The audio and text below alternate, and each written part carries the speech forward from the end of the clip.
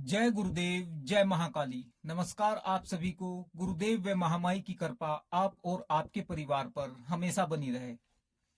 आज एक ऐसे मंत्र और उसके प्रयोग के बारे में बात करेंगे जो कि माता बंगलामुखी का मंत्र प्रयोग विधि है।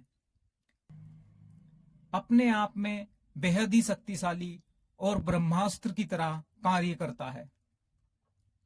माता बंगलामुखी 10 महाविद्याओं में 8वें स्थान पर विद्यमान है और अपने साधक को उसके कैसे भी कार्य हो, बिगड़े हुए, रुके हुए या किसी शत्रु से उसे आए दिन क्रूरता का सामना करना पड़ रहा हो, शत्रु उसका बलिष्ठ हो और वह व्यक्ति अपने आप को थोड़ा कमजोर महसूस कर रहा हो, तो उसके लिए यह मंत्र प्रयोग विधि एकदम सटीक और तुरंत कार्य करती है। यदि कोई व्यक्ति, कोई साधक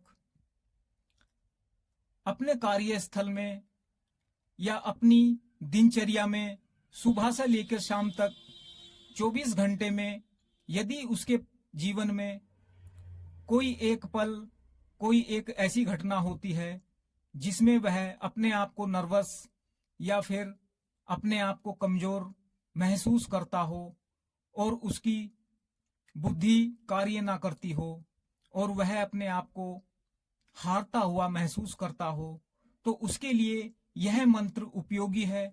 आइए चलते हैं इसके विधि विधान की ओर।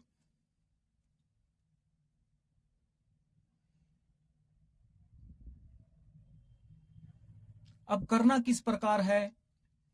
किसी भी शुक्ल पक्ष के पहले गुरुवार को यह क्रिया आपको करनी है।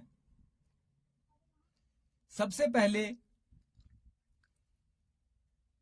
अपने घर के मंदिर में या फिर अलग से चौकी पटरा बाजोट लगा सकते हैं तो बेहतर है, नहीं तो अपने घर के मंदिर में ही, चाहे आप किसी भी देवी की आराधना साधना करते हो, उन्हीं से आज्ञा और आशीर्वाद लेकर यह कार्य, यह मंत्र आपको जाप करना है। सबसे पहले गणेश जी का ध्यान करें, उसके बाद गुरु जी का ध्यान करें। यदि किसी के पास गुरु नहीं है, गुरु दीक्षा नहीं ली हुई है, तो वह भगवान शिव का ध्यान करे और उनसे मानसिक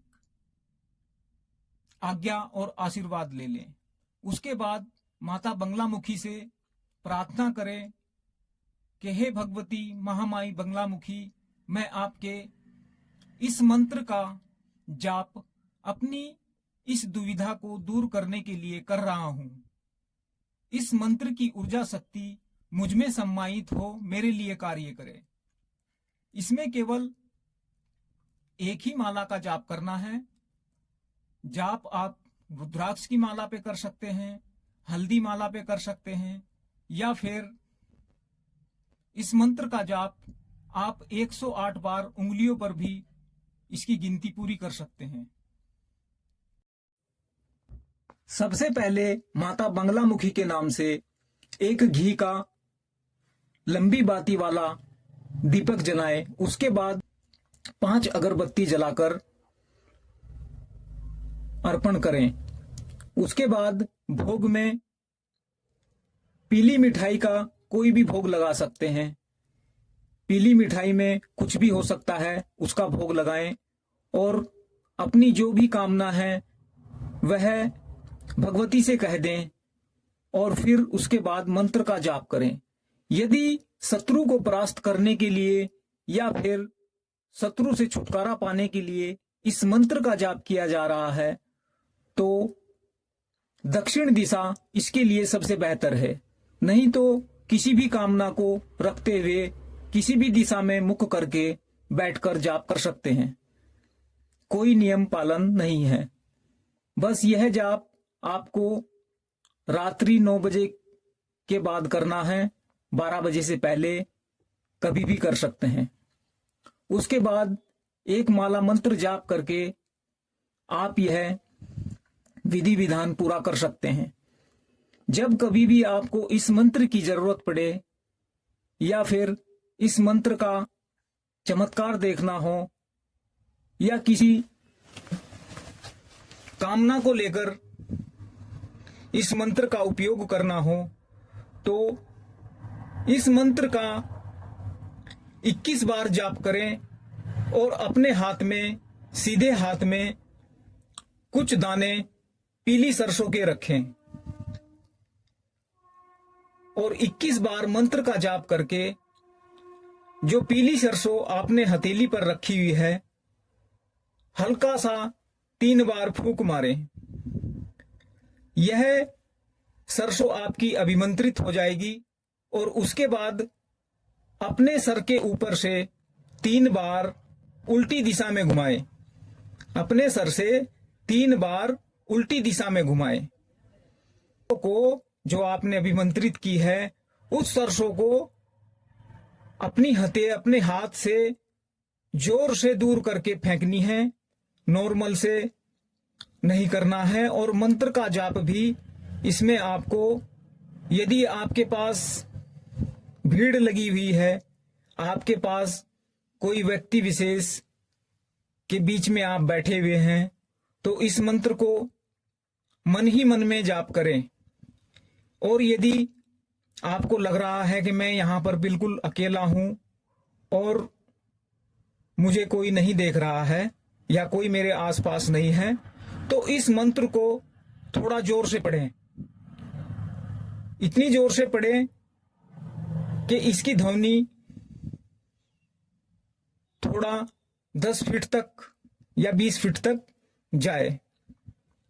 जैसा कि आपको बताया है, यदि कोई व्यक्ति विशेष आपके आसपास है, कोई महिला, पुरुष या किसी ऐसे स्थान पर है जहां पर पब्लिक का आना जाना लगा रहता है, तो इस मंत्र को मन ही मन में जाप करें। अकेले में इस मंत्र का थोड़ा ऊंचे स्वर में जाप करें। ऊंचे स्वर में जाप करने के बाद यह मंत्र थोड़ा उग्र होकर कार्य करता है। जिस मंत्र का जाप आपको करना है, वह आपको वीडियो में लिखित रूप में दे दिया जाएगा। और यदि इस मंत्र का पूर्ण सिद्धि विधान किसी साधक को प्राप्त करना हो, वह हमसे संपर्क कर सकता है। इस मंत्र का पूर्ण सिद्धि विधान करने के बाद एक साधक का ऐसा कोई कार्य नहीं है, ऐसा कोई क्षेत्र नहीं है जिसमें उसे सफलता प्राप्त ना हो और उसके कार्य ना बने। इस मंत्र को पूरी तरह से सिद्ध करने के बाद जीवन में कभी किसी और अन्य मंत्र को जप करने की या फिर किसी अन्य दूसरे मंत्र को जाप करने की शायद जरूरत ना पड़े। यह अकेला मंत्र ही सब कुछ करने में, सब कुछ देने में समर्थ है। एक छोटी सी जानकारी है जो आपके लिए लेकर आए हैं। उम्मीद है आपको वीडियो अच्छी लगी होगी। यदि वीडियो अच्छी लगी हो तो कृपया वीडियो को लाइक करें और चैनल को भी सब्सक्राइब कर दें। आपके एक लाइक और सब्सक्राइब से हमारा मनोबल बढ़ता है और हम आपके लिए बेहतर से बेहतर लाने का प्रयास करते हैं। जय गुरुदेव, जय महाकाली।